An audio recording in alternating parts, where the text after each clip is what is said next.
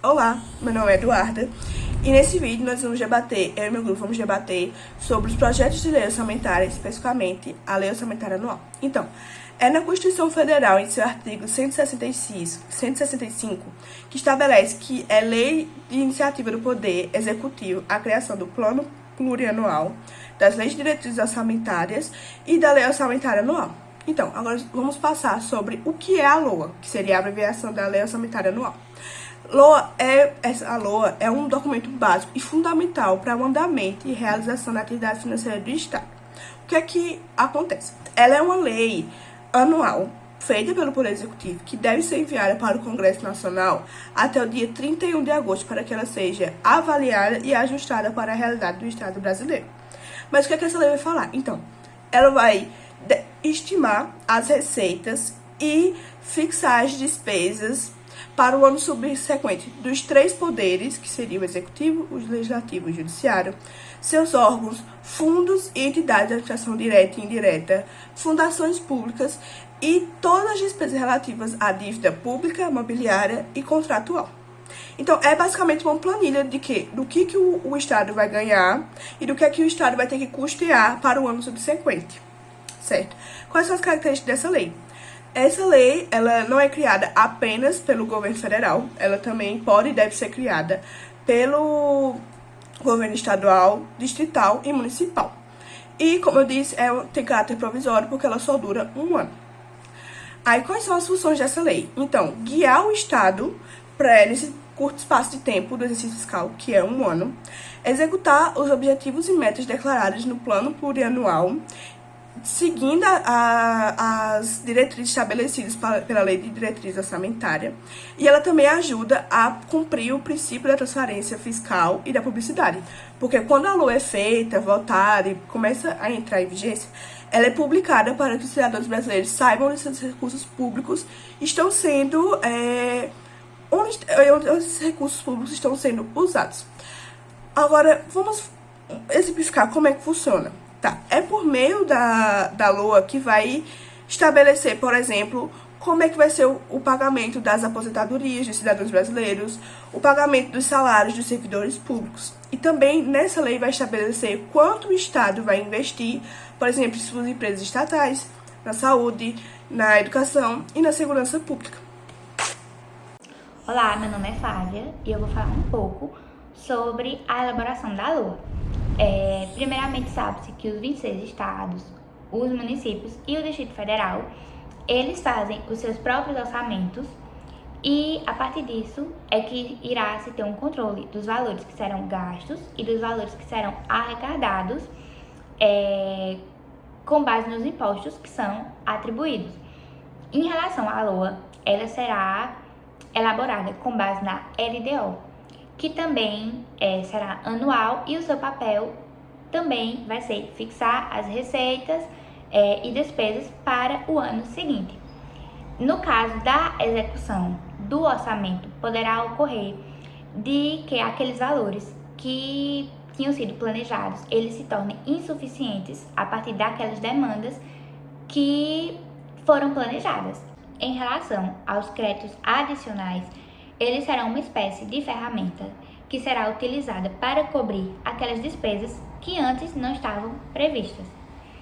E a respeito do projeto orçamentário e a sua tramitação no Poder Legislativo, será enumerado, será autuado e será publicado em avulsos eletrônicos, e com isso encaminhado para uma comissão mista, que é a chamada CMO, que será emitido um parecer e encaminhado, então, para a mesa do Congresso.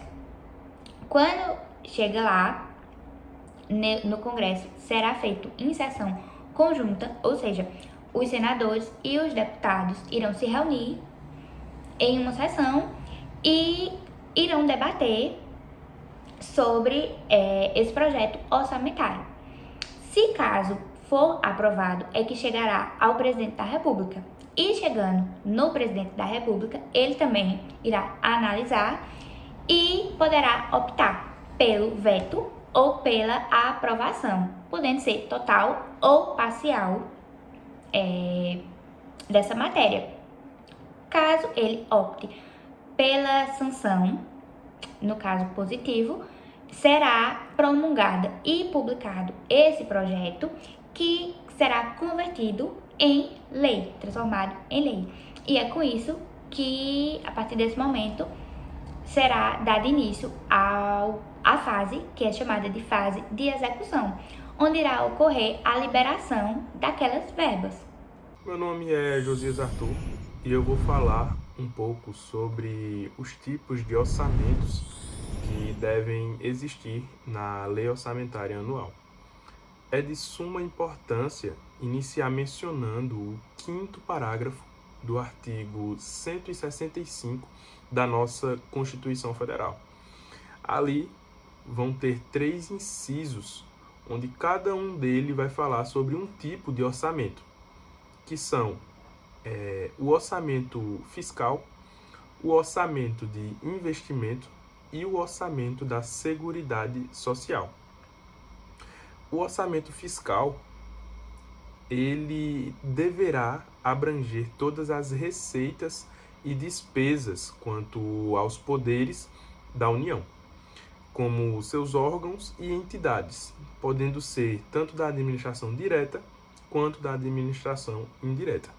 Como exemplo, eu posso citar as despesas dos poderes legislativo, executivo e judiciário.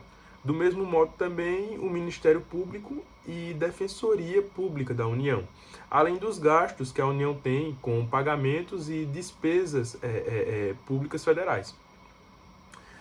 Já o orçamento de investimento, esse diz respeito ao investimento que a União tem em empresas que ela possua o maior capital social, além de ter também o direito ao voto, podendo também ser da administração pública direta ou indireta. Exemplo dessas empresas / entidades são o Banco do Brasil e a Petrobras. Por fim, o orçamento da Seguridade Social, ele deve abranger as receitas e despesas, claro, seja da administração pública direta ou indireta, mais uma vez, no que diz, só que aqui ele diz respeito à saúde, à previdência, a previdência e a assistência social. Como exemplo, eu posso citar a inclusão de pagamentos de aposentadoria nesse orçamento e os gastos com hospitais e medicamentos.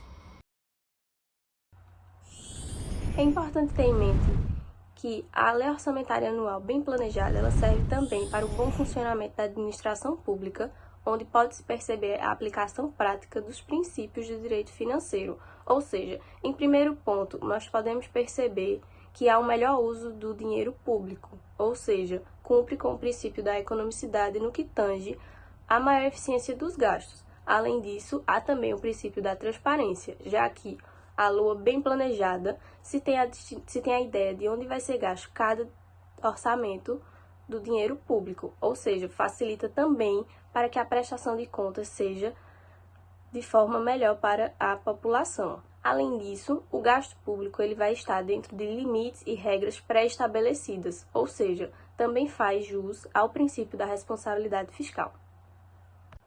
Dessa forma, a LOA serve como direcionamento para os gastos e despesas do governo, ou seja, a partir do montante de recursos arrecadados, se tem a destinação específica e as prioridades do governo, no qual tem que se cumprir naquele lapso temporal de um ano. Olá, meu nome é Lucas Emanuel e dando continuidade eu falarei um pouco, eu farei uma breve análise sobre a Lei Orçamentária Anual de 2023.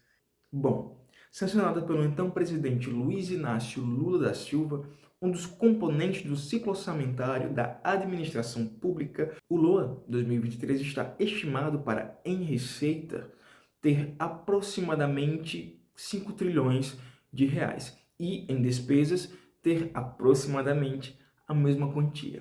Com esse capital, aprovado, há a garantia, por exemplo, do pagamento de R$ 600 de Bolsa Família, mas com o adicional, né, de R$ 150 por criança até 6 anos de idade. Entretanto, houve alguns vetos, como por exemplo, o veto de 4,2 bilhões de reais ao FNDCT para ações de fomento à pesquisa, contratos com organizações sociais e obras. Além do veto a 6 cargos e funções de universidades federais. Quando indagado, o executivo defendeu sua posição, alegando que, para o primeiro, houve o descumprimento da legislação do fundo, que determina certa proporção entre operações reembolsáveis e não reembolsáveis. E, para este último, disse que seria preciso analisar as necessidades de forma detalhada do setor antes de tomar qualquer decisão.